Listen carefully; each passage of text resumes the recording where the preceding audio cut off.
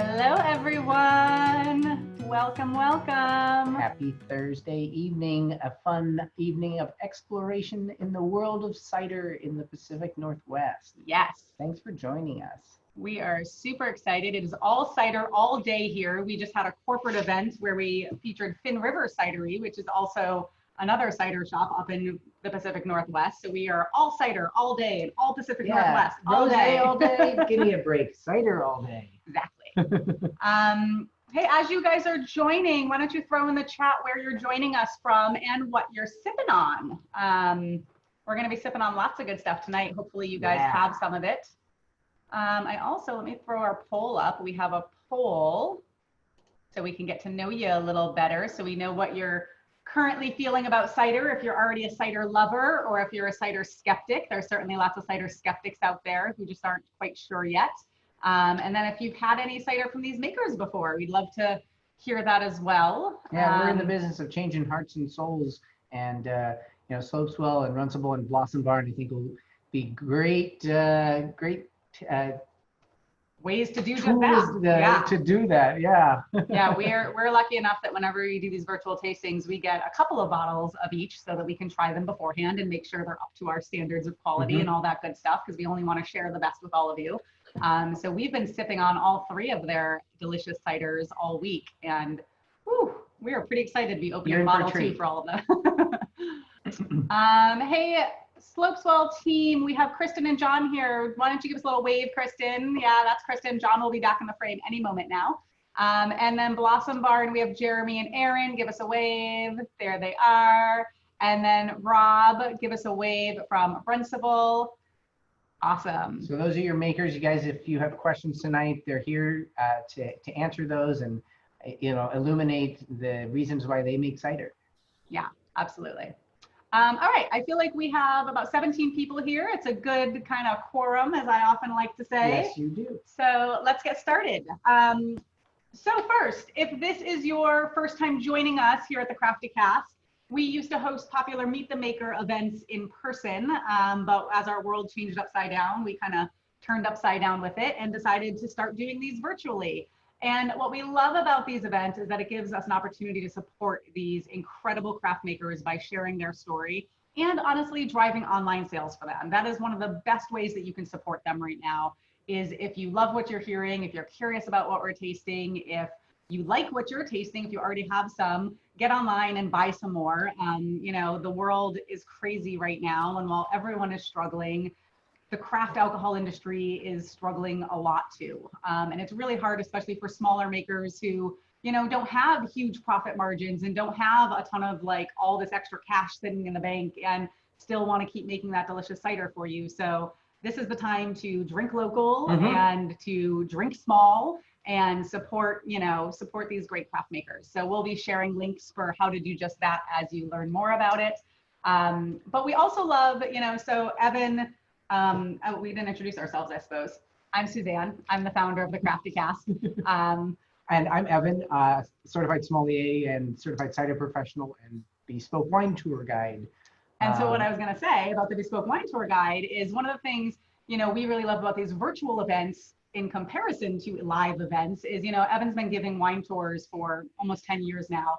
And one of the only complaints he ever gets is, man, I wish I really got to meet the maker. And with these virtual events, at least with our virtual events, you get to do just that. Yep. We always make sure the makers are here. And so take advantage of that. Tonight, we definitely want this to be a two-way conversation. We don't want it just to be us talking or the makers talking.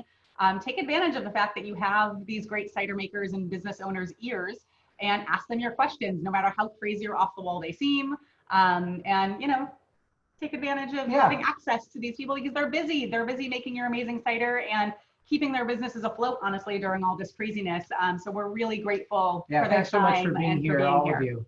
It means a lot to us, and I'm sure all of your fans are delighted to have the opportunity to connect with you here tonight, and any opportunity that you get to, because it is a rarity. If a winemaker stops by and says hi to my tour guests for 5 minutes, they're like, oh, and delighted. And so it really is a blessing here to have you all with us. Did you guys know you're celebrities? You guys are celebrities, man. Exactly. So, and if you have fun tonight, so that's the way you can support your makers. If you're having fun tonight, we'll also be throwing our kind of tip your hosts Venmo in there as well. So if you're having fun, we do really want to keep these free for our guests because we would much rather you spend your hard-earned cash getting the booze than paying to come to these events. So, but if you're having a good time, we would love that support. And if you're having a good time, make sure to keep joining us. We do these every Thursday night. And tell all your friends and family too. Yeah, make it a party. Yeah, we've got some great ones coming up in the beginning of July. Crazy, that's July already. It does feel like it still could be January, except for the heat. Yeah. We're going to be doing a fun retro cocktail mixology class. Evan's teaching how to make cocktails. Yeah. Featuring some great products, some gins and brandies from, let's see, Rapscallion, Corbin Cash, and In Distill of the Night, which I love because puns. And then additionally, we're going to be doing a fun kind of rosé exploration. People kind of bringing their rosés that they love and exploring and discovering new rosés. And then we also will be doing, what is the other one that? Sotal. Oh yeah. Sotal at the end of July. Yeah. So we'll be doing a kind of fun, obscure Mexican not agave based spirit, but it's akin to mezcal and tequila called Sotal. So please and join show us your those. rosé. Did you mention show us your rosé? Yeah. So yeah, we have a lot of, the whole month of July is booked up and we have a lot of fun events coming up. And so if you have fun tonight, join us for some more and keep that home bar stocked with delicious craft booze. We will lead the way. Yes, indeed. So yeah, let's run through a couple quick tech helpful tips and then we'll jump into the programming. Sounds good. So we recommend doing these Zoom events from a computer. You can do it from a mobile device, but we find there's a lot more functionality and a lot more ease of participation and engagement if you're doing it from a computer. One of the things that we would recommend is engaging and viewing the session in gallery view. If you look at the top right corner as opposed to speaker view, gallery view allows you to see everybody's smiling faces enjoying cider. Feels like a party. Yeah. And then additionally, if you select down at the bottom there, you can see the buttons for participants and chat. In the chat box there, you can make comments, ask questions if you don't feel like unmuting yourself and asking them out loud in person. You can also raise your hand virtually, which is really helpful for us if there's a conversation going on that you have something you'd like to say about, but don't feel comfortable just interjecting. Raising your hand allows us to see that you have something you'd like to say. And then when there's a natural break, we can kind of redirect over to you. So please make use of those. And periodically, we will be muting everyone just to keep background noise down. It's not directed at any of you personally. It's just to make the audio experience possible for everyone so that everyone can hear what anyone has to say. Pro tip on some computers, most I think, if you hold down the space bar, it unmutes you, and then when you let go of the space bar, it remutes you. So you can try that out a little bit so you don't have to remember to remute yourself necessarily. Yeah. That's we're gonna go about 90 minutes. We have 3 makers, so we have lots of stuff to get through. The order of operation, so if you have some of these ciders and you want to kind of start drinking, because we're certainly going to, we're going to talk with Blossom Barn first, and then we're going to talk with Slopeswell, and then we're going to finish up with Runcible. And so that's the order we're going to be drinking, but feel free to open whatever you have and start drinking. And speaking of, we need to open some cider. That's right. Because I would love to do a cheers, but we don't even have anything in our glass. Can you open that for me? Certainly. And then I also want to introduce, Jana is here. If you want to give us a wave, Jana, she's our representative from the Northwest Cider Association. And she also, who's putting on Oregon Cider Week. So if you're not aware, right now is Oregon Cider Week. And so there's lots of great events going on that you can kind of participate in. And so we're actually going to talk a little bit about cider generally, and then ask Jana to talk a little bit about the Pacific Northwest region specifically before we jump into and why Northwest Cider Association has decided to make that part of the country its area of focus. Yeah, exactly. First, let's cheers, everyone. That seems like an important first step. Thanks for being here. Thanks for being here, everyone.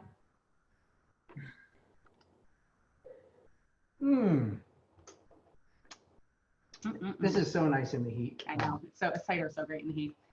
So for those of you who are a little bit newer to cider, we just want to talk a little generally about it first.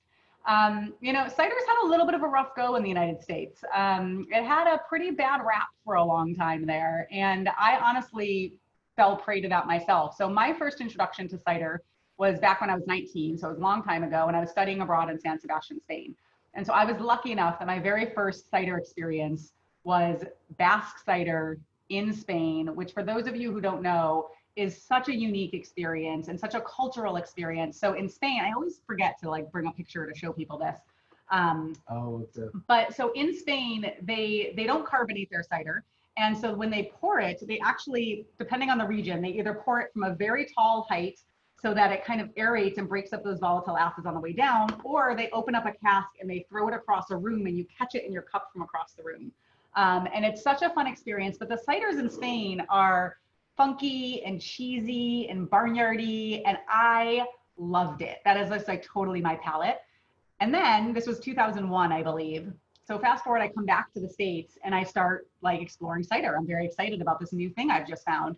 And I start tasting ciders here in the States and they all just taste like Jolly Ranchers. They're just like sticky and sweet and like just not my cup of tea.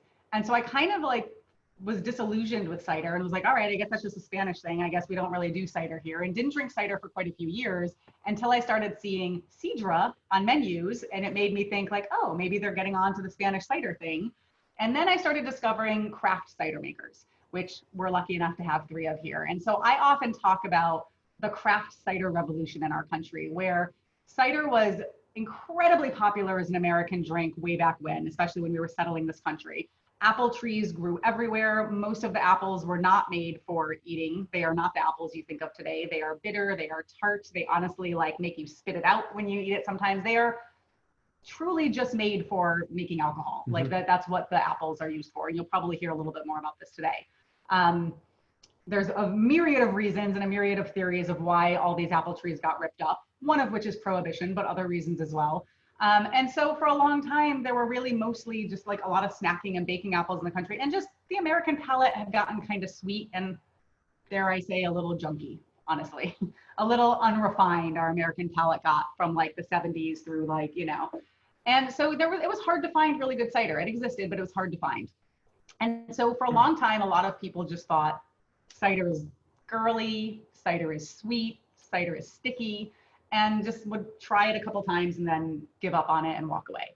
And so we're really excited that, I don't know what you guys would say, maybe 10 years ago, 15 years ago, you know, the craft cider revolution really started, where there was paradigm shift. Yeah, these small makers decided like, I want to make cider how it used to be made. We want to like start planting these heirloom varieties again. We want to get back to these different types of apples that we can use to make these really dry, complex, interesting ciders of kind of yesteryear and more modern ciders too. So there's been a lot of innovation as well.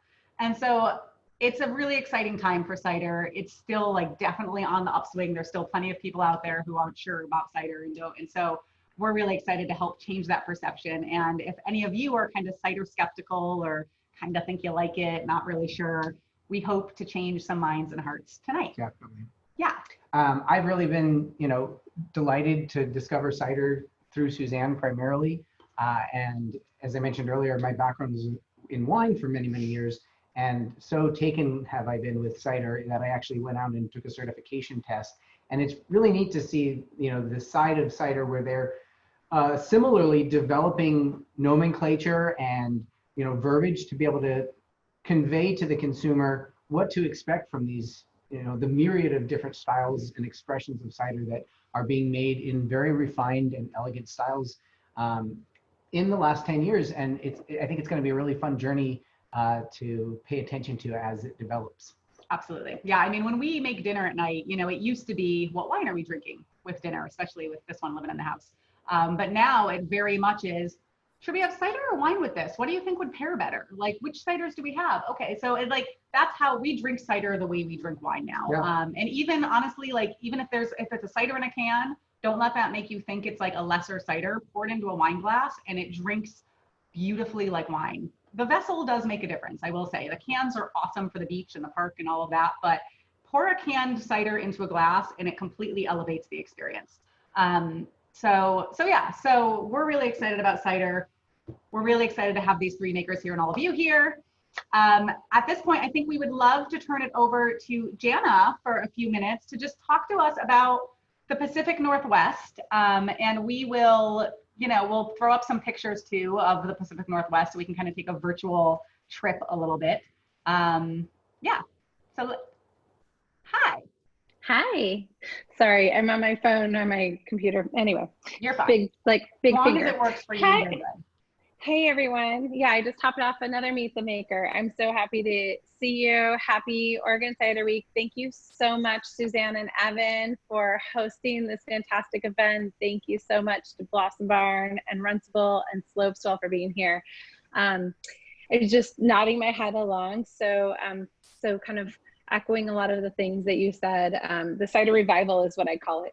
The moment that we're in, where it's a new enthusiasm and new excitement for cider. It's this sort of moment where we've been able to kind of hone in and look with new gaze to the cider apples and the specific fruit that goes into those ciders, and then also the creativity and innovation. And I'm lucky enough to work with the Northwest Cider Association. I've worked in the craft beverage world for a long time, and I think of like 7 years ago of plunging all in to cider and never looking back. An equal opportunity drinker, love a little wine, love beer, love spirits, but cider is just, yes, also good. But cider it's such an amazing and emerging category. It's really so fun because it's not defined yet. It's something that we are currently defining, and the makers that you have on today are really gonna showcase that with a variety of different things they offer. The Northwest Cider Association, we're a nonprofit member-driven association, and we are lucky enough to represent just about 100 different cideries from throughout the Northwest, and that is including Montana, Idaho, Washington, Oregon, and beautiful British Columbia. So that entire swath of cider makers. The first and foremost thing that kind of drives people together is that cider is just, it's grown from the region that we live in. So apples grow here, and that's what really seems to work and is excellent. And then there's also a lot of innovation and creativity that's happening with those apples, and kind of the opportunity to expand what has been done historically and then add in new and innovative techniques. That's something that the Pacific Northwest is sort of known for. We root into the people, the place, and the passion, and the people are diverse. There's lots of different people making cider. Some of them have, few have come from traditions making it before, but a number of them have come from other walks of life, other careers, and they've come to cider making. And so that's really exciting.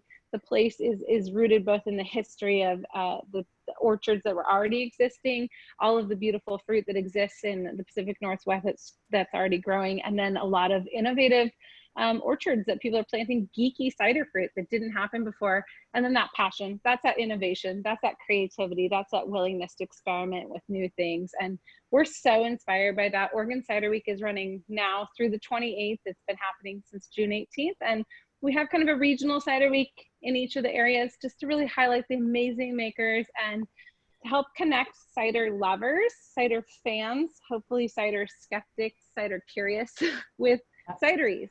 Make that love connection, because people don't always know. They might think, I love wine, I love beer, what is the cider category? And so this is the kind of work, that we are always doing to try to find the right cider for the right people. And like you said, so often it's amazing what they find. Totally. Yeah. Definitely. I often say with alcohol in particular, I'm always like, you got to kiss a lot of frogs sometimes. Like you got to it's just like dating. Like just because you had one thing and you didn't like it, you have to kind of keep going, So For sure. Yeah. So we're really excited. And honestly, those pictures of the Pacific Northwest, like if I was an apple, I would want to be growing there. Yeah. I mean, what a dramatic landscape that you see in those pictures and throughout that area. I know that, Rob, you were just saying that you're up near the gorge and completely different from, the lush temperate rainforest that you see closer to the coast, with the dry kind of barren part of Western Washington Eastern Washington, and all throughout there, like the dramatic changes that you see in the landscape is pretty incredible. Yeah, that's really true. We have a lot of microclimates also. So for instance, Slopeswell is sort of just over the ridge, about 5 or 6 miles from us. And they, in Hood River, they have a different level of rainfall, different kind of climate cycle. We're on the dry side, so right now we're easing into our kind of blistering summer, but frankly, everybody in the Northwest is experimenting. If they're growing, we're growing apples here, cider varieties, and everybody's experimenting because no one really knows what's going to thrive and what's not. And that kind of is one of the things that makes it interesting. For sure. Yeah, it is. It's the connection of farming with like making, you know, and riding it's really fun. Riding the crest of the wave right now, like all of you are, kind of being in the forefront as this really kind of takes hold in the country. It must be very exciting for you. Yeah, for sure. So speaking of, let's get started with our first maker. So we were going to start off with Blossom Barn, which is what we are drinking right now. Cheers. Cheers. Jeremy and Erin, yes, cheers, you guys.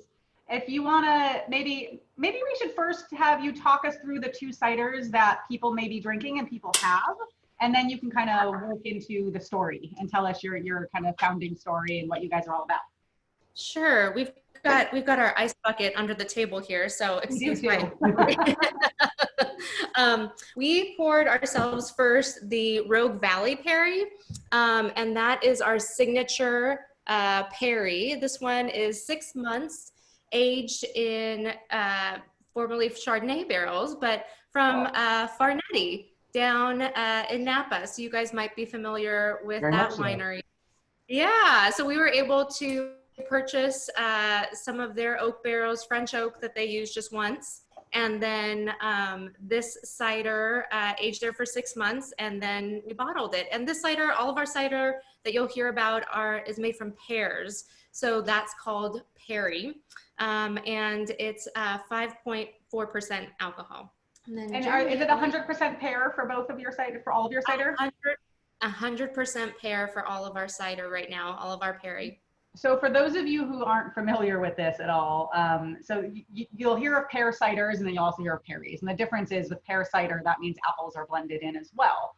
And you don't see as many true Perrys, honestly, because they're freaking hard to make well. Like, let's be honest. Like, so I saw Noah's drinking a Hemley right now, who's another great pear cider producer.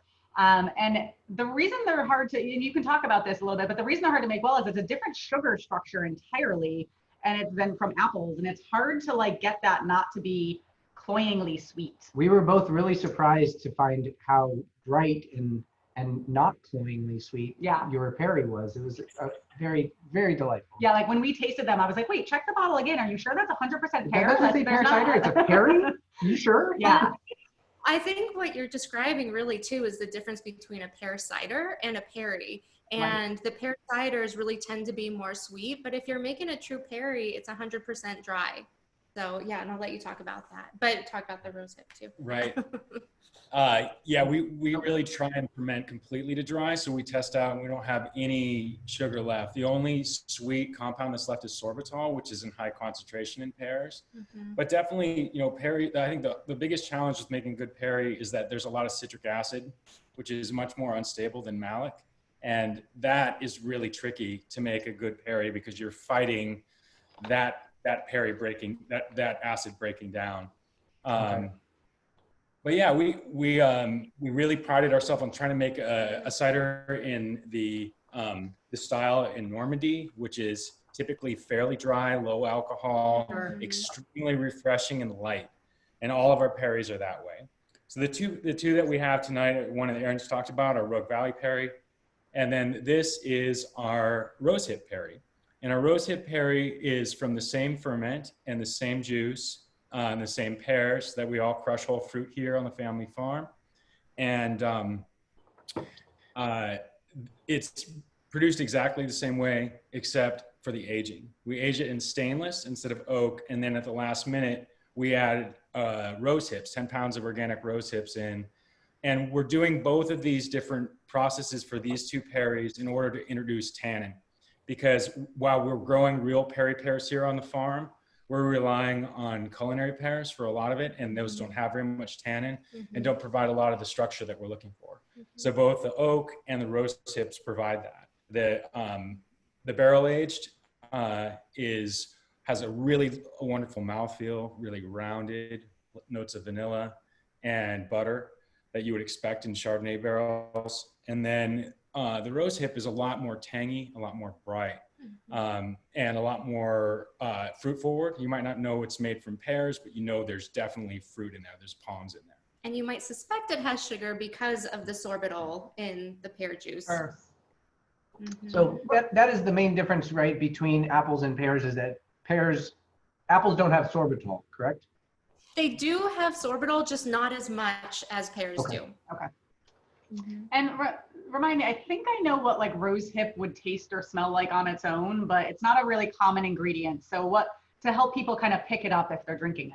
Yeah, that's a good question, especially because a lot of people first taste it, they think it's going to have like a floral scent or bouquet or taste, and it really doesn't. The rose hip is kind of the bulbous piece of the after the flower has flowered and the petals have fallen out. It's the fruit that shows up on the rose bush after the flower. And people use it medicinally. It's a good source of vitamin C. So we actually sourced ours from Mountain Rose Herbs. They do all organic products out of Eugene, Oregon, where we were living at the time. And so, yeah, that's what else do you want to add about the rose hip? No, that's good. Yeah, okay.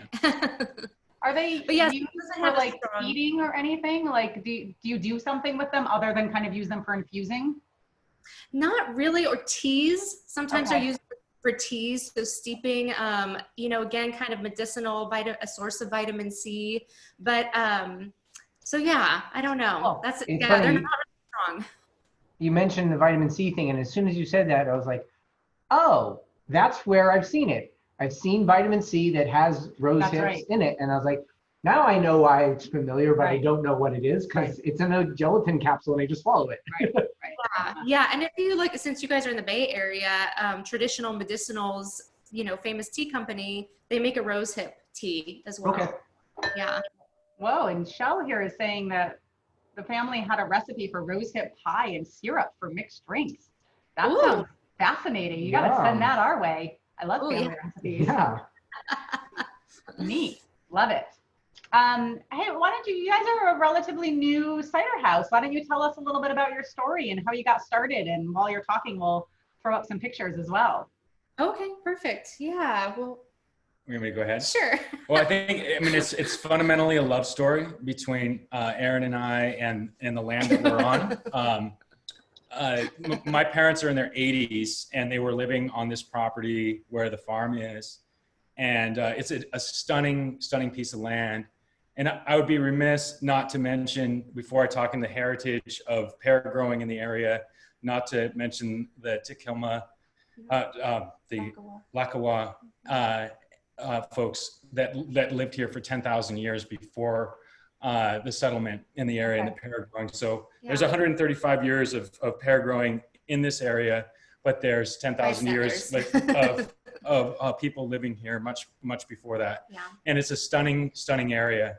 It's really, and we really, now that we've been living here on the farm to help out Jeremy's parents and to keep the farm in the family, we really see this valley. We're in the Applegate Valley, and it's really stunning. It just, every day, it takes our breath away. Every time we step out on the property, we get a boost of energy. Yeah, and love. That's Jeremy and one of our rescue dogs walking on the farm after a day of juicing. But it all started with Jeremy's parents, really. Is that a Cavalier King Charles Spaniel? No, but close. She is a Spaniel Corgi mix. Oh God. We're not entirely sure what she is exactly, but she's a magical mix of things. Yeah, she is, and she loves pears. So she during the pear season, she's eating many pears a day. But we are on the Applegate Wine Trail, and so we are surrounded by wineries. People are coming here for alcohol tourism, and so there is a tremendous amount of interest and there's a brewery that's about a quarter mile away. So we thought this would be an ideal place for us to open a cidery. Mm-hmm. And because of the fact that there are so many incredible apple-based ciders in the Pacific Northwest, we wanted to do something different. And so we focused on making perry Harry and David are here. So the camise pear, this is the biggest camise pear production area in the world. We decided that, you know, the pear industry is on the decline. So, and I grew up in Western Sonoma County, California, where we lost almost all the really big, beautiful Gravenstein apple trees that were centuries old. And the same thing is happening here with the pears. And so we wanted to find a way to keep them going, keep that industry thriving, and make something elevated and wonderful. And we're always impressed and loved Perry. So we wanted to try and really stress the production of that particular type of cider. And it turns out it's the Oregon State fruit. Right. Perfect. So yeah, one of the pictures you saw there too was a picture of our barn. So that's where our name comes from. There's over 100-year-old barn on the property, complete with a rope swing so that you could actually swing from the top to. I think we have a picture of Jeremy doing that a little bit later. Oh no. It's been going to happen after a long day. That'll relieve some stress. But yeah, we have cans as well. But so we did, the name was based on the barn, of course, and then blossoms, because all of our fruit comes from blossoms, of course. But also we're in the Rogue Valley. And in the Rogue Valley is this really amazing river called the Rogue River. And there's a state designated wild and scenic area. Congressional designated, excuse me. And so, yeah, so it's got very good protections where really you can only walk or have non-motorized boats there. And so in that space there on the river, there is a rapid that is well known and a bit treacherous called Blossom Bar. And so among rafting and water folk around here, everyone knows the Blossom Bar Rapids. Oh, there you are. Yep, it's I don't even know how long that rope has been there. It seems pretty strong, but we probably should replace it at some point. And there's my folks. Yeah, this is Jeremy's parents, Fred and Jean. Jeremy said they're in their 80s, and they've been managing this place all by themselves. And about 5 years ago, they said, we're ready to retire. And we're like, good, finally. And so we said, okay, how can we keep the farm in the family? And create a new business for ourselves and yeah, continue to be stewards of the land here. So were they weren't making cider, right? They were just using the farm and selling the produce, or? There's a small vineyard, actually, a very small vineyard, tiny, but. Yeah, he can make about somewhere around 100 bottles a year from his vine. So he's got Dolcetto and Tempranillo and Riesling and a few other things. A little bit of everything. A little bit of everything. So he makes one white wine and then a red blend. So fermentation is going on here for a while, but we were amateur cider makers from pears that we had, seed pears and Bartlett pears and a few other pears that we had locally when we were living in Eugene. And always loved Perry, loved cider. And so it was a natural fit for us to consider that for making the farm a business concern for us. Yeah. I grew up with a couple of parents that have been whitewater rafting since before I was born, and I've actually had the pleasure / terror of going down Blossom Bar Rapid. Yeah, and when I saw the name of this, it was like something kind of rang a bell. And now that you mentioned the Rogue River, I was like, that's okay. There's a reason why that stuck in my craw. Yeah.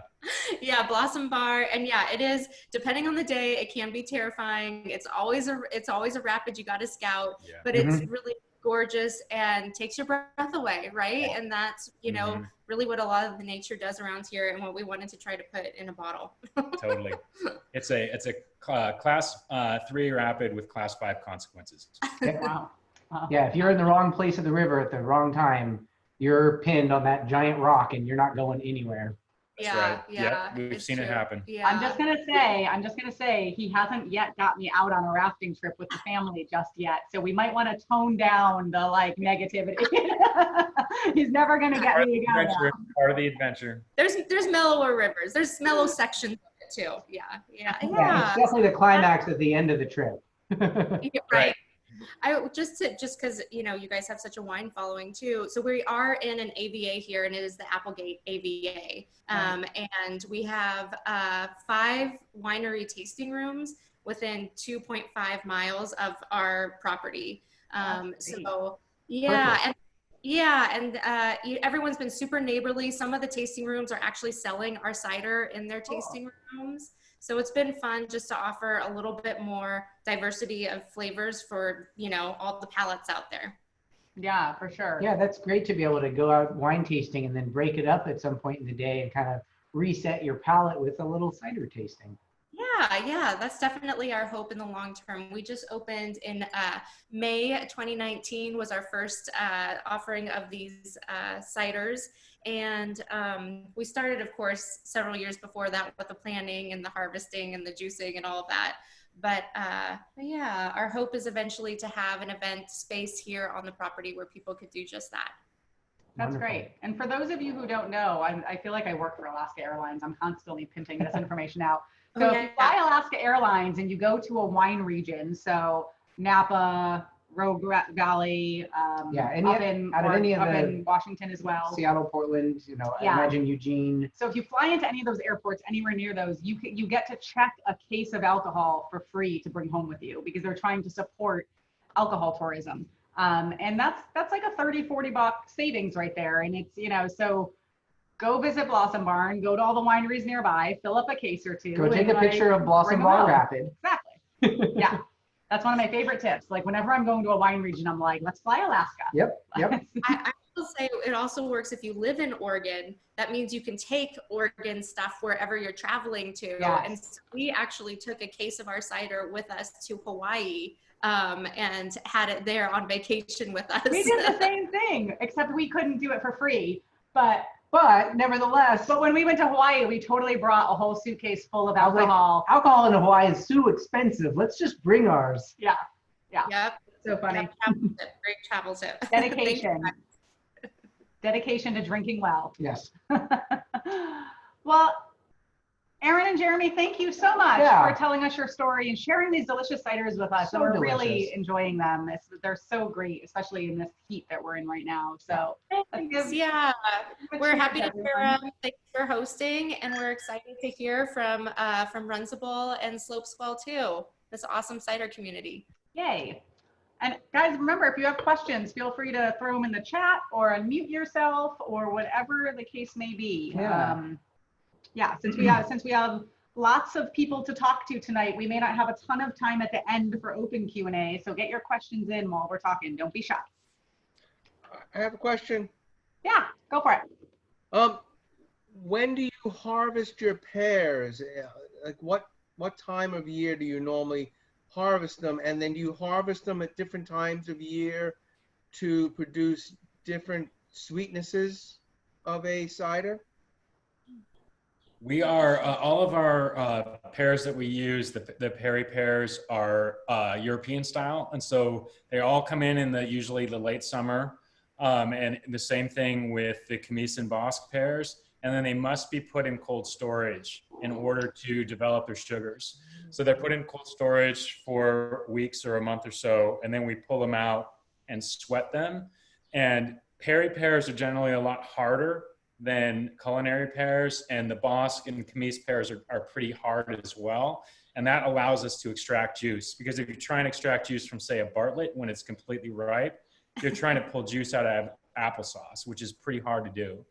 But we are an orchard-based, cidery, so we're only producing juice once a year. And then we're selling that product throughout the year and treating it differently with the way we age it or the way that we infuse it and how we put it into package. It is one of the cool kind of differences between winemaking and cider making in general is the whole cold storage piece of it. Because with, so it's very similar to winemaking in the sense that like when the harvest is ready and you have to pick the fruit then. But the difference is they make all the wine then and they have to, Right. and whereas for apples and pears, cold storage is really pretty amazing where it does allow you to like hold on to them for a while and be able to stretch Processing out. batches. Which is pretty cool. Is there any, I guess, talk in the industry about vintage dating, Oh yeah. Perry? You just have to say harvest. You can't say vintage because the wine industry owns that term. But it's basically a marketing thing, right? So we just say, we say harvest. And of course there's exceptional years, but it's in the wine industry as well as the cider industry, it's a way of talking and marketing your product to have a variety of things and highlighting different characters of the fruit that come out in different years based on the climate that particular year. Sure. Yeah, so you guys have the 2018 harvest from our ciders, and we are just at the end of, at 1st of July, we're releasing our Rogue Valley 2019 harvest. So that's going to be coming out very soon. I honestly, I feel like I've heard enough in the cider industry. I don't even know if you like, and I'm not saying you guys are doing anything wrong, because I feel like the TTB approves one thing for one place and declines things for another place. But I don't even know if like technically cider houses are allowed to put any dating on it at all because of the whole vintage winery thing. I think there are some, I've definitely seen others who do it, and I think they're just, the person who looked at it for the TTB, like, didn't You can do like edition 1, edition 2, edition 3. Some of them like actually almost do like a UPC code kind of thing that has the date on the back, and like their fans just start to learn. Because it is really like cider is just like wine, where no two vintages are the same. And that's really exciting for me as a consumer, because I always say it's kind of like finding a musician you love, where it's like, I love this musician. I'm not worried about each individual song. I know I'm going to like them all. Like, I just want to follow this musician around. And that's how I feel about craft makers too, like craft winemakers and craft cider makers. Like, once I find, ooh, I like their style, then I'm excited to see what they do with the next harvest and the next vintage. And I know it's not going to be exactly the same as this bottle I have now, but I'm excited to see the differences. And that's what dating and harvest dates and vintage dates kind of allow you to do a little bit. So hopefully, I know a lot of people, I know Michelle McGrath at the American Cider Association is always working on this stuff and trying to change the laws and the rules, but you wine people gotta back off. And happily, I mean, I feel like that's really an unfortunate thing to have to own as the wine industry representative. Right. And we don't really submit our labels to TTB because we're less than 7%. Oh, right. That's true. Yeah, you don't have to submit to TTB. That's right. You guys are FDA regulated, is that right? No? Yeah. Is there any governing? Technically. Yes. Not for the labels, though. Not for the Right. Oh, okay. Right. Yeah. Do you guys have a state TTB, like a farm license, licensing like we do in New York, like where you grow 60% of New York State agricultural product, you fall into a farm license licensing category. We're regulated similar where you are. We're regulated by a state agency for alcohol, and then for county, like we're on an exclusive farm under the county law, and we have to generate income by generating a farm product, which has to be submitted. Is that the same for you guys? For Runcible, we have those two, the state alcohol license and TTB, but we also have an ag use permit for our farm, for our orchard. So and then we're also within the National Scenic Area, so we have extra rules on top of that about how we need to produce cider and what volume of our orchard we need to, turn into cider. Gotcha. Cool. All right, we're gonna move on to Blossom Bar because I want to make sure we don't run out of time on anyone. We just finished with Blossom Bar. Sorry. I mean Slopeswell. Thank you so much for joining us. You. But I yes. wanted to just show real quick, because we just poured both of our Slopeswell ciders, and first of all, just like look at this color on these. So, and then we can show you Blossom Barn again. So this is the fun thing about cider. Like, different ciders are so different, even just like visually. And usually visual is a pretty good clue that there's going to be some taste differences too. So it's so fun. Let's learn about why there are and what these are. Yeah, so Kristyn, John, do you want to introduce yourselves and tell us a little bit about the 2 ciders we're drinking before we jump into your story? Yeah. I hate talking, especially You're among coming friends after here. somebody who makes Perry that good, because I've made Perry like 4 times and I've dumped it down the sewer like 3 times. So that was fantastic. So we started in 2015. Ciders, sorry. Yeah. We just want people to start drinking if they have them, you know? Crowded Table. Crowded Table is my first blended cider. Like, I usually don't really blend post ferment. So for those who don't know, you can either mash all your apples up and then ferment all of that together, or you can ferment separate apples and then blend them together to get a certain flavor profile. And basically, I'm not really that good to blend ciders together, so I've never done it. But this time, our orchardist up in Parkdale had these 4 different varieties of apples, and I just said, let's just ferment them. Like, he had like a little tank of each one, and I said, let's just ferment them separately, and I'll see if I can blend them together. And so it's the first time I've done that, and what we just noticed actually is in the bottle it's super tannic, and we have it on tap behind us, and it's not tannic on tap. So this is one of those experimentations where I bottle conditioned this. It's been bottle conditioned really slowly over the period of about 2 months. It took to carbonate. And then we cooled it down, and it's just a radically different cider than on tap, which kind of surprised both of us as we were tasting it in preparation for this. So it's named Crowded Table because of this song by the Highwomen, just like a kind of a country, all country group. And my wife and I were playing this song in our church one day, and I was trying to figure out a name for this jumble of different apples that probably wouldn't go well together, and did, and I was like, that's the perfect name. Like, it's just the perfect message story. I really like it. So That's wonderful. I'm always curious about some of the names are a little more obvious, and some of them are a bit more obscure. So thank you for illuminating the origins of Crowded Table, because when I saw that, I was like, I wonder what that means. And I have to say, like, I haven't tasted this on tap, of course, but I really love the tannins in this. Mm-hmm. I really like it. It almost drinks a little bit like an orange wine to me. And I really appreciate that. Like, that complexity and that little bit of like slight, like, and I only mean this in the nicest way, funkiness. Like, yeah. I think it drinks beautifully. Yep, I agree. Yeah, so funkiness is not going to come off bad to me, because everything I do is really funky and like. Awesome. See, you're going to be a musician.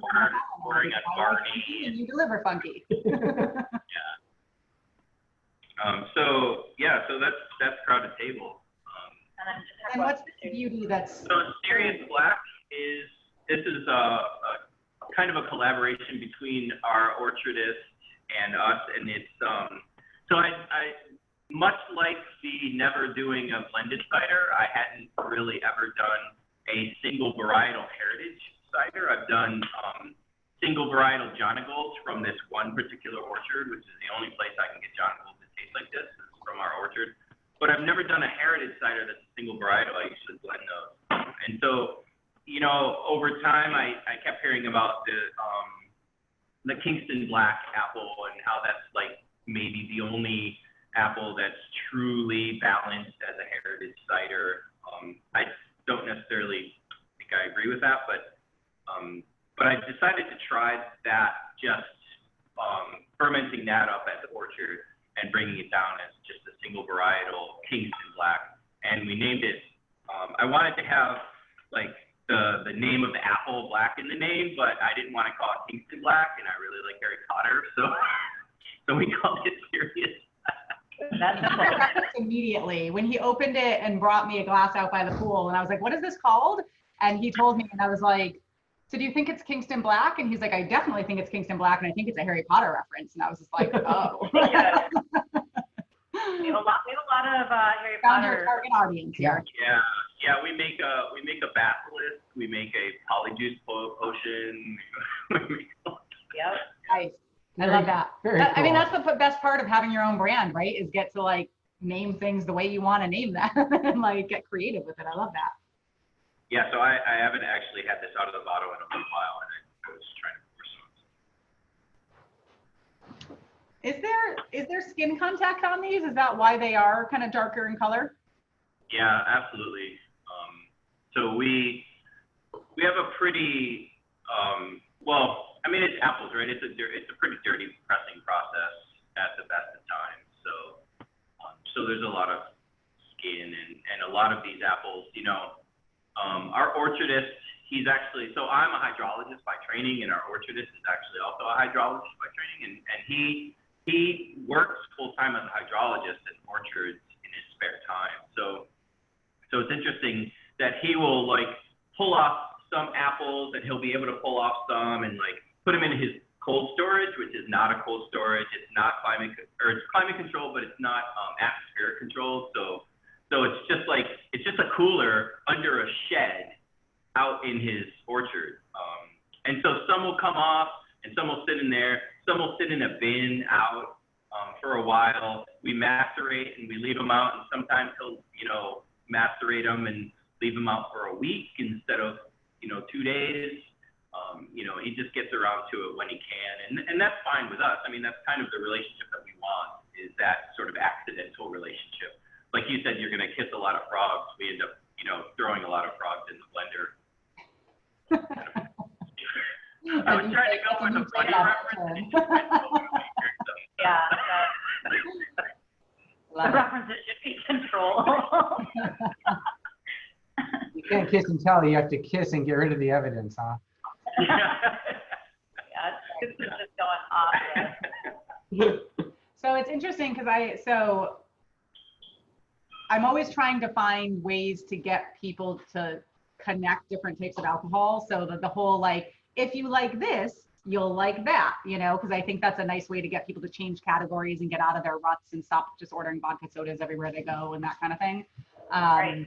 And so I kind of would lump this in, honestly. So I always say like Spanish ciders, sour beers, and orange wines like live in the same family for me. So like if you like one of them, you're probably going to like the other ones to some degree. Sour beers maybe a little less, but and this definitely lives in that family to me, which I love because I feel like it's hard to find ciders that have that little bit of funkiness and that little bit more tannic kind of At least in the skin United content, States. at least in the United States. Yeah. And so I think this is a really nice kind of niche. And I don't know if all your ciders kind of are like this, and if you have some that are like more like kind of mainstream cleaner, but I love, this is an amazing style. This is really fun. Yeah. I try not to do mainstream clean ciders. Fix makes me do them so that we can actually make profit. Yeah. But I drink a lot of sour beers. I mostly in beer. I mostly drink sour beers because to me sour beers taste like cider, like you were saying, and orange wine, yellow wine, vin jaune. I really like vin jaune. So things like that. Yeah. Definitely. Like most of the stuff that I like to make is on the strange and funky side. Cool. I love it. Yeah. The funky stuff is certainly, it's a category that Suzanne's helped me appreciate more. My background with wine being as it is, a lot of the things that are kind of revered and sought out in cider I've been preconditioned to perceive as flaws. Yeah. And so kind of reteaching or unlearning that has been a fun challenge. And I have developed an appreciation for them, despite not really like being able to sometimes, and it's, from a case-by-case basis, to see past the perception, volatile acidity or acetaldehyde or anything like that, and being able to say, oh yes, but then there's also these other fun things.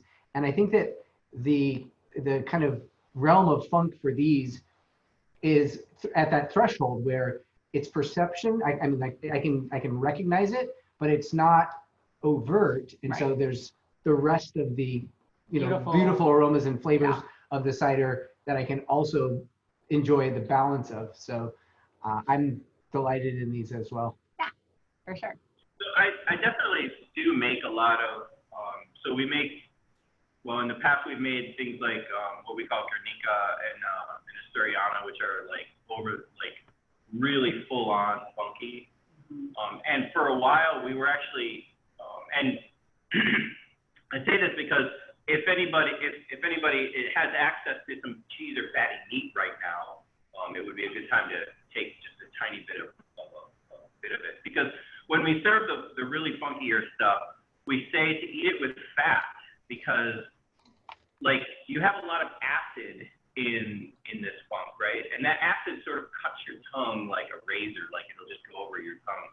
The fat will help coat your tongue and it'll balance that. But too much fat, too much fat is like, it coats your tongue and everything. So the acid actually counteracts the fat as well. And so they both bring out flavors in the other that wouldn't otherwise be there. And so a lot of times when we serve these funkier ones, we try to get people to eat a little bit of like a sausage or a cheese or something. Right. Yeah, these would be amazing for sure.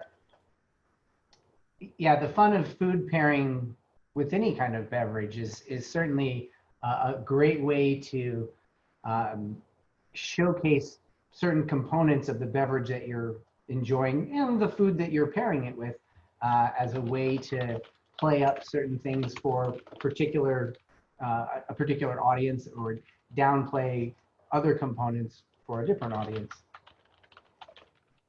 Awesome. Yeah, these are lovely, really fun. And it's so much fun doing these because it's like, they're very different from Blossom Barn, and they're both so beautiful and so unique in their own right, especially because like a Perry versus kind of funky ciders. And then we're going to move on to have a hop cider and some others. So it's a really fun variety we have here tonight. So something for everyone. Would you mind telling us a little bit about the origins of Slopeswell and how you got started and, your brand story, if you will? Yeah, so Slopeswell started back in 2015. I actually had a cidery with another friend of mine, and two other people had cideries, and we were looking for space. And we thought we would open two cideries, like right side by side. And we looked for a while for a space, and finally one of the other guys said, "Hey, let's get this space. I leased it. Why don't you just move in with us?" And we thought, oh, okay. So we had two cideries in here for about a day. And then we talked to a lawyer, and he said, "You're going to make that one company, and you're just going to be one company." And so that was originally Spoken Sale. We couldn't keep that name, so we changed the name to Slopeswell on 3 days before we opened, I think. Wow. Yeah, we've been making cider here ever since. A small tap room. I work full time, so it's a hobby that just got out of hand. Problem. We brought Kristyn out. So the funny thing is, for about 3 years we were running it ourselves, mostly me and one other partner, which meant that we would hire part-time tap room staff and say, "Here's the key. I don't know how to run a tap room. I imagine you'll figure it out." And so our staff taught us a lot, but after a while we realized that we needed somebody to actually run the business. And so we brought Kristyn. Yeah, I was kind of commenting to John when Blossom Barn was up and saying that, you've only been open since May 2019, but in a lot of ways, we kind of have only been open since then too. While you took the first 3 years to plan and get everything in order, these guys just leased a building and then tried to figure out what stuck on the wall after they threw it. But yeah, we're in a huge alcohol tourism area ourselves. Wine and beer here are huge here. There's a fruit loop, there's wine loops, and ciders growing. Kelly and Rob are, sort of in our cider circuit. You're going to try their cider next, but we're just trying to continue to diversify. When you were just going through the pictures there, you saw a green can called Heights. That's actually the name of our neighborhood that we're in. So we wanted to pay homage to that. It's out of the downtown sort of touristy area, but I call that John's Keep the Lights On cider. That's a semi-dry, super drinkable. It's not like what we're having here today. I'm super, happy that we're experimenting with these and getting some of our really true to our roots ciders in your glasses. But yeah, it's and obviously everything that's going on now has changed everyone's business model, and we're all figuring it out. It's really exciting to have so many people and have our ciders all over the country, which is pretty new for us. Yeah, that is one of the nice things is that a lot of cider houses, wineries have been doing it for a while, but spirits in particular have kind of been forced to figure out online shipping right now. And it's something that is so beneficial for everyone, and everyone should have been doing it all along, but it's hard to figure out, and it's hard to do, and it's expensive. And so I'm just so thrilled that even for our virtual tastings, the breadth of products we have access to now, no matter where we live in the country, kind of, and it makes, drink local is one thing, but like drink small and drink craft is another thing. And like, you don't have to only drink the stuff that's made right there. I strongly encourage wherever you travel to try all the things that are made right there. But then it's nice to be able to go home and keep drinking them and keep supporting them. And that wasn't a thing even 5 years ago, honestly. And so I'm thrilled that, if one good thing comes out of all of this, I hope virtual tastings become a permanent thing, because how nice for you guys to sit down for 90 minutes and talk to 25, 30 people about your cider, like that's a nice, efficient, easy way to do things. And then also for them to be able to order it. Like those are two positive things, hopefully, that come out of all this craziness that we're living through. Right. Yeah. Yeah, that's exactly how we feel. And it is like, even, I am 100% bought in on drinking craft and drinking local, and I've been that way for a very long time. But every time I sit and I hear stories from, people like you and like Erin and Jeremy and soon Kelly and Rob, like it just continues to like get me in my soul of like, yes, like this is like, I'm doing good with like every sip I take of alcohol. Like I'm actually supporting people who have a passion and who care about this and are working their asses off to make it become viable and make it become something that can support, their loved ones and their community and all of that. And that feels good. I feel like our country really figured that out with food quite a long time ago, at least on the coast. The whole eat local thing really took off, and cities really being against, chain restaurants and things like that. And it's not quite there yet with alcohol. People think alcohol is kind of a commodity and it's just there to like get you drunk. And that's not the case necessarily. Yeah, definitely. When you find amazing makers like you. We both discovered a pretty fun turn of phrase that I'm certainly planning on adopting. But it was essentially eat, or was it save the world, or something like that. Something the world with each poor decision you make. Poor being spelled P-O-U-R. Oh, I like that.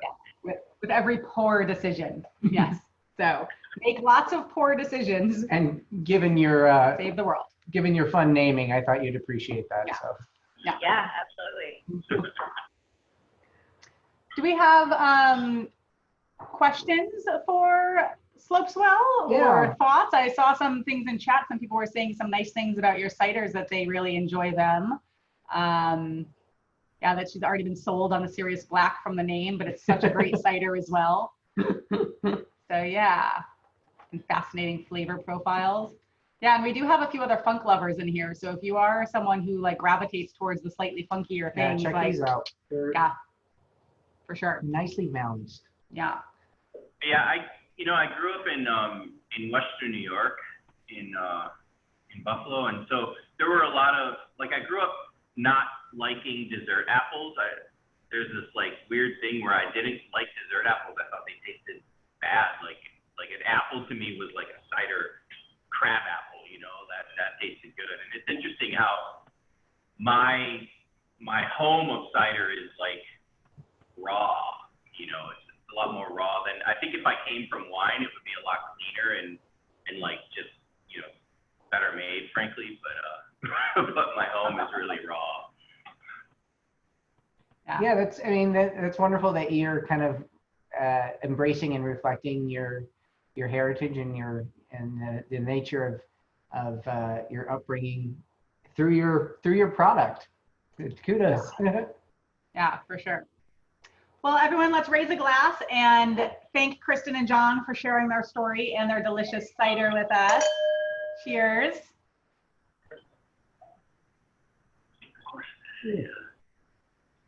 Yum. Yeah, I'm enjoying all of these. I'm so excited. We're gonna be drinking lots of cider tonight. I'm not letting these go to waste. I'll tell you what. Good thing it's Thursday night. Yep. All right.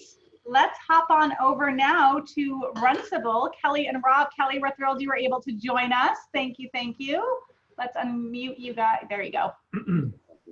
Thank you.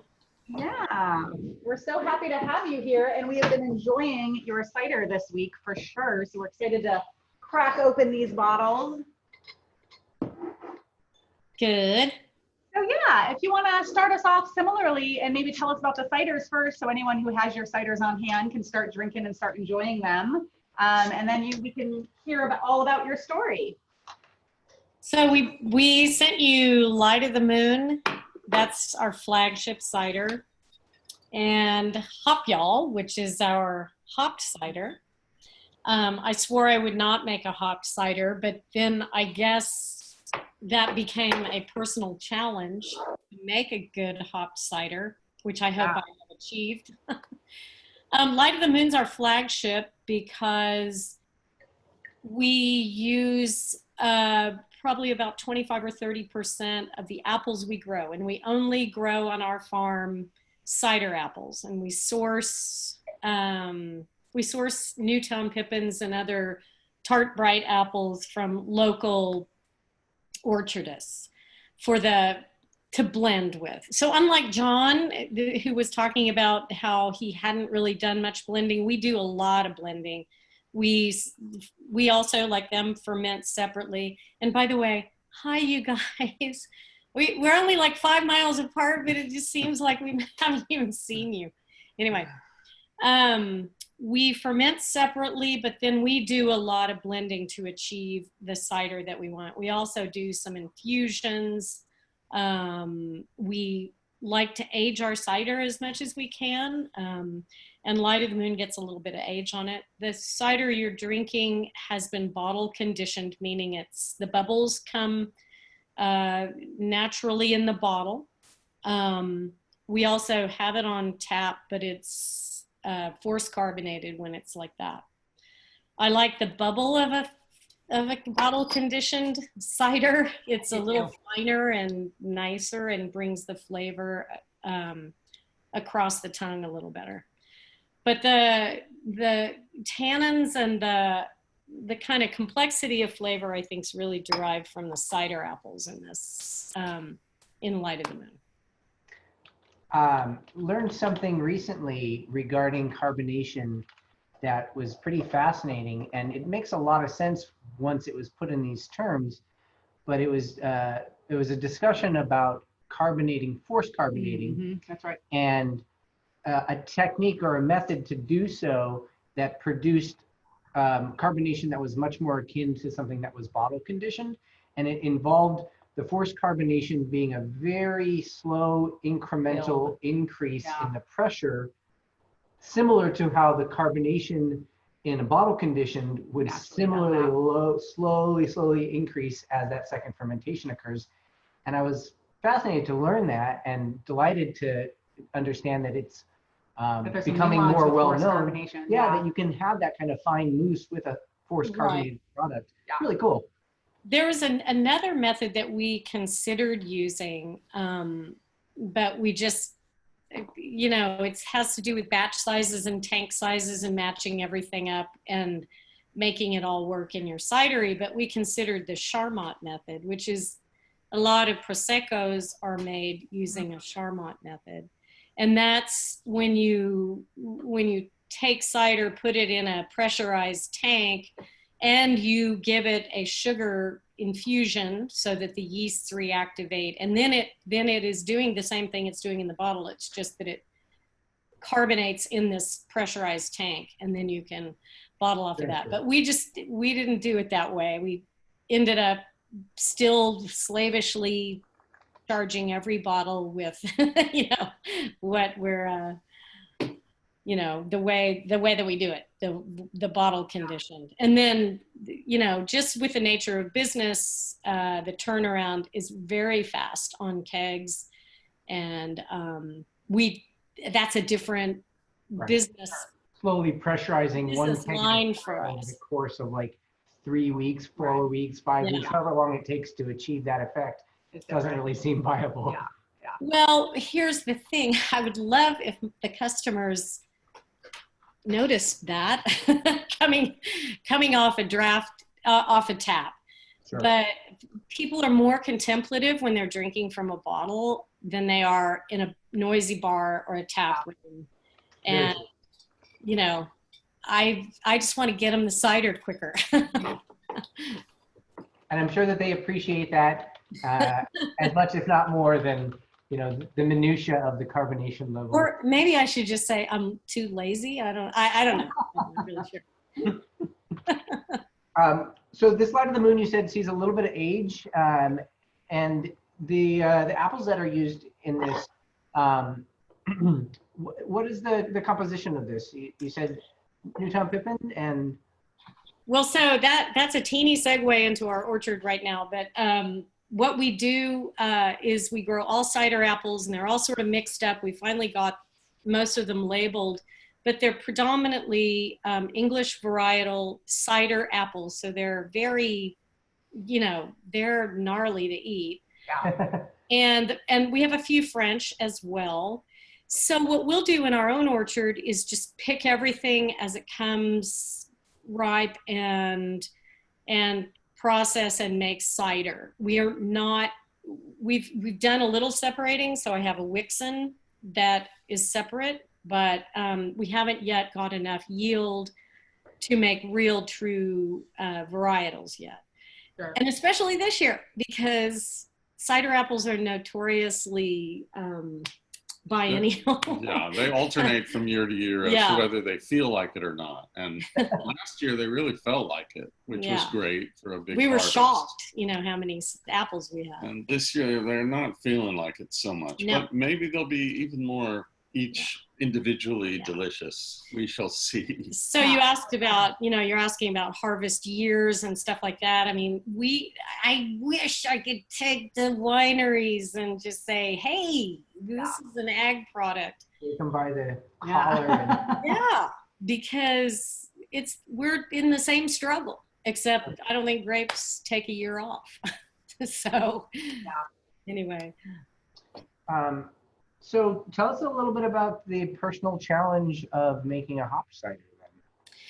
Well, I didn't want to, I love hopped beers. So, what I appreciate about hopped beers is the bittering factor, but also all the aromatics. And I knew that we did not want to add additional bitterness. So I know that when you heat hops, they release their bittering enzymes. And so I thought, well, heck, why can't I just use them like a flower? Because I do some flower infusions. I do an elderflower and pear infusion in some cider. And so I thought I would just try using whole hop cones and drop them in and see what happened. I tried a few different hops in that bench trialing, and some are nasty in cider, do not work at all. And then I found my happy combo with some kind of fairly old school. I thought Citra would work well because it does have those citrus bright notes. And in fact, it does work very well, but it was a surprise to find happiness with Amarillo and Crystal hops. Okay. And I kind of consider those a little bit old school hops. You know, Rob really likes English beers, and those are some old school, you know, hops from that. Yeah, so it's interesting. I love hop ciders because I really like IPAs and I really like that style of beer. And so I was excited when I first started seeing cider makers including hops. And I think it's a great like gateway drug for beer drinkers to get them into cider, which is really fun. But I do have to say, I understand your reticence with hop cider a little bit, because there are a lot of really bad hop ciders out there, to be honest, that just kind of taste skunky and like weird. And like you can identify, you're like, all right, that's hops, but that's not what I want my IPA to taste like either. Right. Not all hops are the same. Yeah. And so you know, it's a little slavish to find the ones that work well. And then if you're eliminating the entire bittering profile, you're really you're kind of out on your own a little bit when you throw it into cider, because there's not a lot of discussion about that. Sure. So anyway, this is really like I said, so I am picky about my hop ciders, but this is a lovely one, and it's probably in my top 3 now. I have 3 cider makers that I really love their hop ciders, and this is in my top 3 now. Yeah, the floral kind of elevation of the ciders, and probably in no small part due to the cold soaked method of these.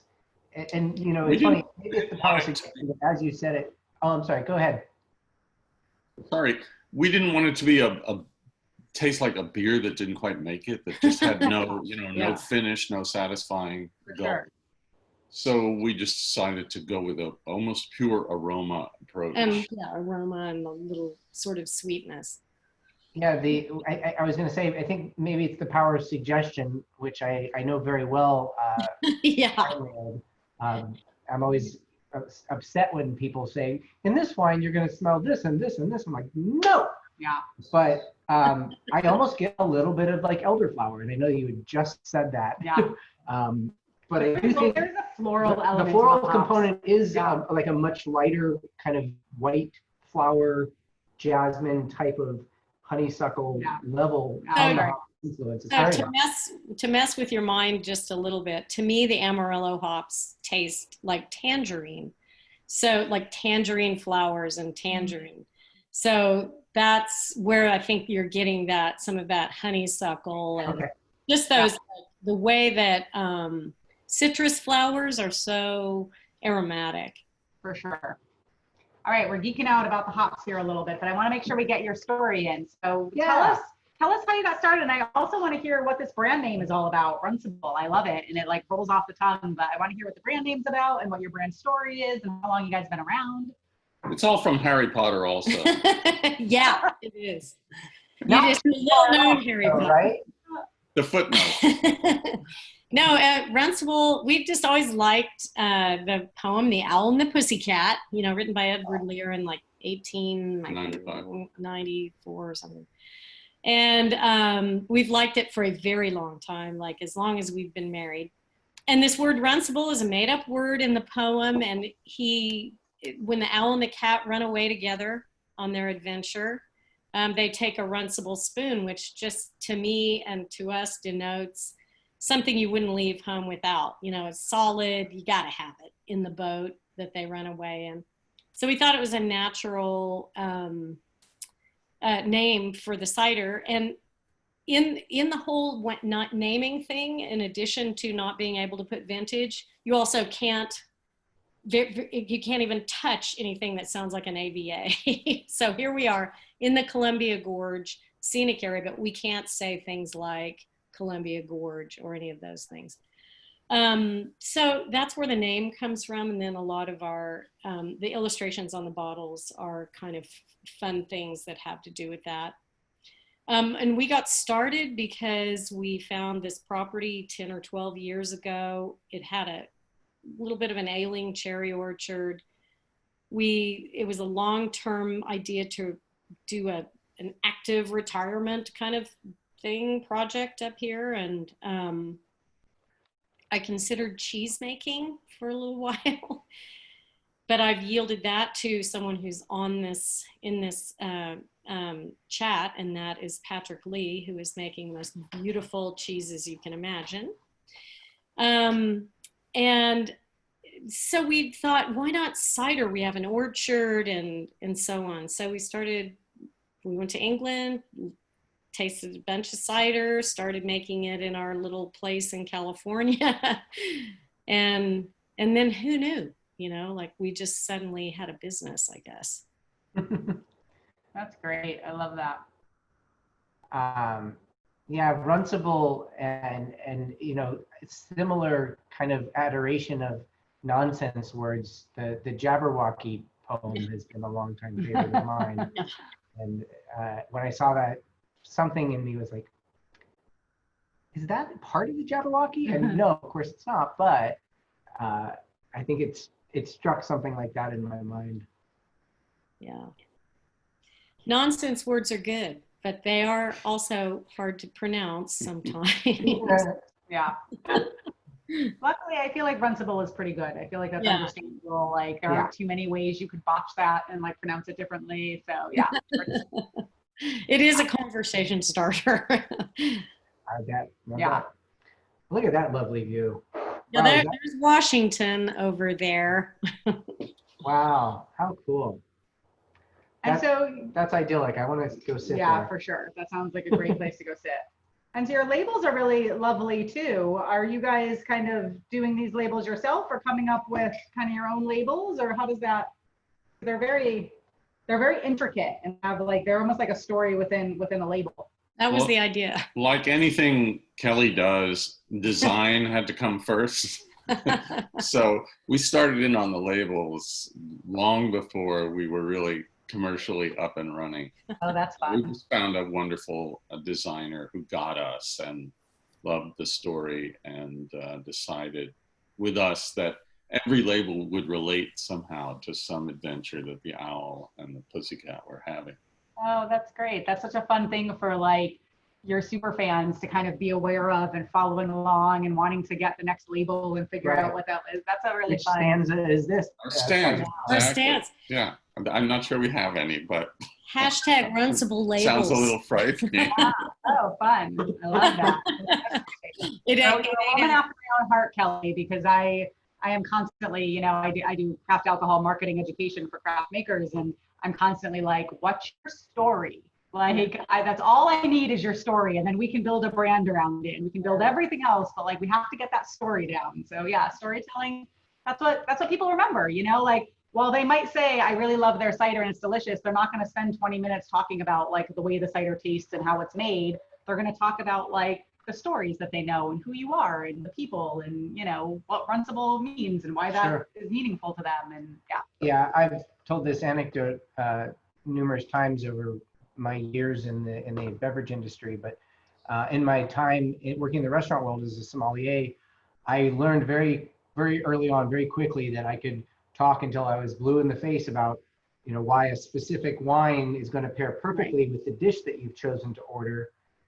But guests don't care until you tell them something fun about where it's from, the vineyards, like, you know, what their story is. Yeah. Why is it called that? Something like that makes it personal and that connects them to the product, and then they want to become part of it. Yeah, for sure. So, yeah, so well very done. nice job with that. Hey, we have a question here. Lisa messaged me, and she was saying that she loves your ciders that incorporate other fruits, and they're drinking Toasty Pear right now. What creative ideas do you have for this year when the cider apples in the orchard may be shorter supply? Do you have any creative things on the docket? So just as a maker's comment, I'll say that we crush and press all our apples in season and ferment in the winter. Okay. So then our cider gets stowed away, because I really like for cider to, rather than, you know, it's just works out better for us to, instead of cold storing apples and waiting, and especially the cider apples, they don't like to wait around. Our local source doesn't have proper cold storage. So anyway, we are just about, I'm staring right up and you probably couldn't hear them, but the bird cannons are going. Our neighbor grows cherries, so we'll do a summer cherry very shortly, like tomorrow. I think we're picking 100 pounds of cherries. And, you know, fruit that comes in season, I'll do a peach. We have a really nice source for peaches here in the gorge. I mean, it's like there's so much beautiful fruit here. crazy. And then just try to figure out how to work with them in a cider. And I just mostly do infusions. I just try not to mess with the fruit too much.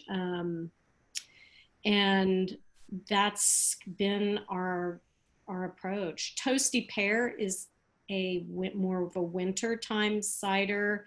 I bake the pears with spices and maple syrup, and then I infuse them in the cider. So. Oh wow, Ooh, interesting. yum. That sounds fun. I have to say that one of the things that freed us up to experiment a little more than we probably thought we would, having taken a traditional British style approach to begin with, is John from Slopeswell. Oh yeah. He was an early mentor of ours, and he's very experimental, in case you didn't get that from him. And it's a wonderful thing about craft cider in general, the cider industry at this phase. And maybe there's a third thing that I can't think of.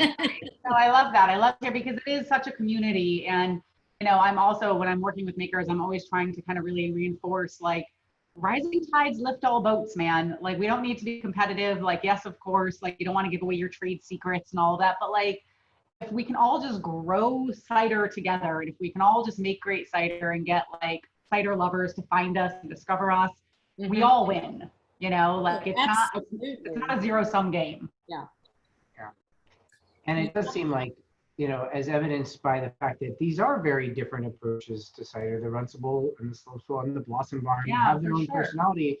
And, you know, despite for all of a that. mentorship, I feel like people that get into the business of creating something craft and unique, they're not the people that are going to go and try to Xerox another person's product. They're going to recognize that for the inspiration. And then try to take what they have, be it a different product or the same product but a different aging method, or the same aging method but a different infusion, and they're going to make it something that they personally find reverence in. That's right. Yeah, when I was first getting started with the Crafty Cask, and, you know, nervous about telling people my idea and telling people, you know, like, someone said to me, and it was the best advice I'd ever received. Someone said to me, like, if you're too worried to tell people about your idea because you think they're going to steal it, you don't have a good enough idea. Like, it's just, if it's that easy to steal, it's not that good of an idea. Like, you know, and it's true. It's like, it's not that easy. Like, there aren't people just sitting around being like, I'm going to whip up a company right now, you know, like, it takes a lot of work and a lot of passion. So, yeah, so that's great to hear that you guys have kind of collaborated and learned from each other and all of these ciders. So cheers to you guys at Runcible. Let's give you guys your own cheers. Thank you very much. Ciders with us and your story as well. But all three of these ciders are or all six of these ciders actually are really incredible. Let's bring a couple of the other bottles back. And it's so fun because they all offer something unique and something different, and, you know, and it's just really exciting to be able to kind of take this little tour of the Pacific Northwest and of Oregon specifically, to do just that. Yay. We have so much cider to drink tonight, babe. What are we going to eat with it all? Exactly. Cider is a good mood beverage. Watch out. Yeah, for sure. Ours does have a screw cap. It will stay if you absolutely can't finish it tonight. Good to know. Hold on to it for another night or two. Well, I'm going to finish it tonight, and I'm going to buy like another case and finish that as well. 'Cause it's, Agreed. Yeah, the only ones that we really have to finish tonight are Slopeswell, because the Runcible have these nice little swivel tops on them as well. But They're all so delicious. I kind fresh, of feel like so- we might finish them all.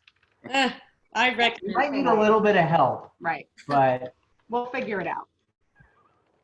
I guess we can't give our cap cider, can we? no, I don't think that they're gonna like it. So I threw an ending poll up there for you guys. If you can quickly take that poll and let us know what you're thinking now after meeting our makers and all that good stuff. I'm also going to throw the links up here one more time. So if you want to get some of these delicious ciders we've been talking about, you know exactly where to go get them. And Jana, thank you so much for looking to us to help host a fun event for Oregon Cider Yeah, Week and for the Northwest Cider Association. Yeah, this was so fun. We really had a great time for tonight. Yeah. Thanks, Jana. Well, cheers, everyone. Thank you for coming. We hope you found some new favorites, and we hope you go online and buy them and support them. We never did put our link in to support us. I'll do that now, but that seems less important. But yeah, thank you. And we hope to see you at future virtual events. Like we said, we have a lot of great ones coming up, and we would love to see you. We love when we see repeat guests. It's really fun to build this community, because even after our world gets back to normal, which honestly seems further and further away these days sometimes. Even when it gets back to normal, I think these are a really fun way to kind of be at home in your PJs and drink some good booze and talk to people and learn something. Yeah, you know, we're going to be doing these on pre-Friday night going into the future. And pre-Friday night is a night that you want to have a little fun, but maybe you're not going to actually go out.